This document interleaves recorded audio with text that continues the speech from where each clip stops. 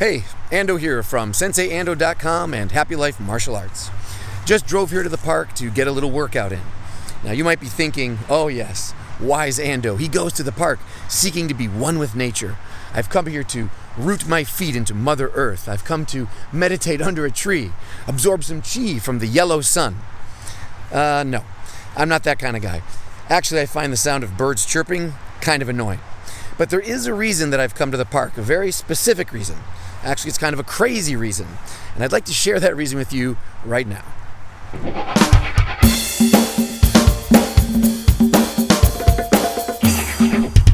Okay, so why am I in the park?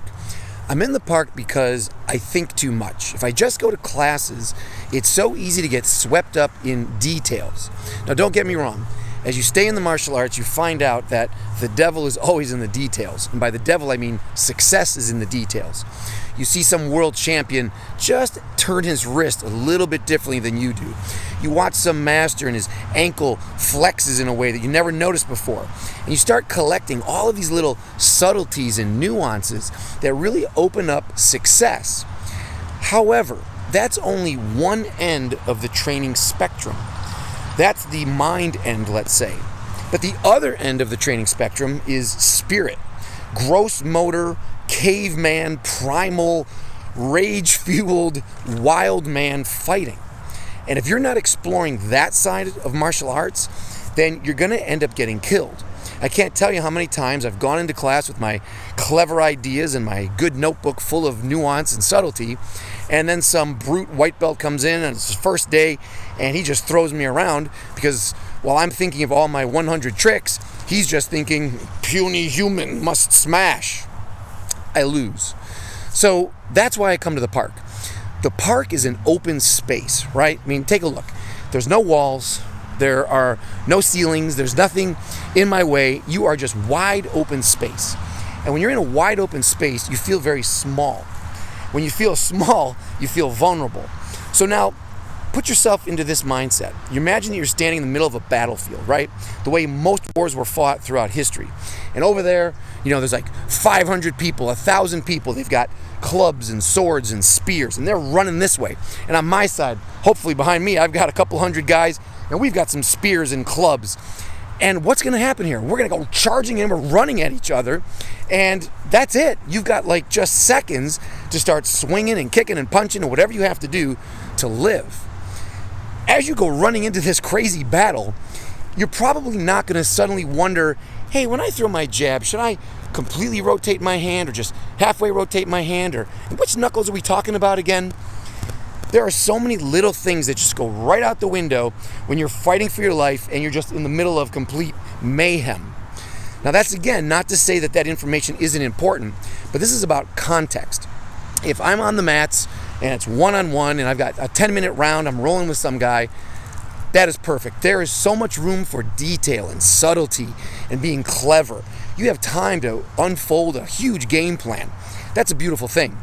But if you're out here in the middle of a battlefield and you got 100 guys counting on you and there's 500 guys coming in to take over the village and take all the kids away, turn them into slaves, whatever's going to happen, I don't think you've got that kind of time to play with that kind of subtlety. I think you got to get things done quickly. So my tip is, come out to an open space. Get a little crazy. Go into your mind and imagine that you really are back 500 years. There's no guns, there's no heavy artillery. It's just you and your body, maybe a weapon in your hand, and just go charging through the park. I mean, go running here and just start thinking about these trees as bad guys and just run up on them like you're almost just half crazed, like you've got to kill that guy right now. And just see what comes out of your body. It's not so much that you have to think about technique when you do this, it's just building up that feeling of being completely let out of your cage and in the mindset of pure warfare. When you go back to your class, when you go back to normal training, indoor training, civilized training, take that feeling with you.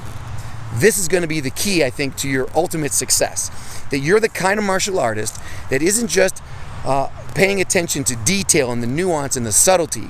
You've got a good eye. You ask good questions. You feel things when you're rolling with people who are better than you. You keep a notebook. You review. this is perfect. That's a great student, and I believe all that work pays off. But all of that work will still get you killed if you're not balancing it with the big gross motor, caveman, primal, running through a field with 500 guys trying to kill you at the same time type of energy. You need both. That's the balance. That's the yin and the yang of being, I think, a complete martial artist. So that's my tip for you today. It may sound a little crazy, and I'm sorry if I'm ranting here and I didn't have a lot prepared, but I really think it's important that you get outside, not just to breathe fresh air, not just to admire how the trees keep growing, and gosh, so do we. No.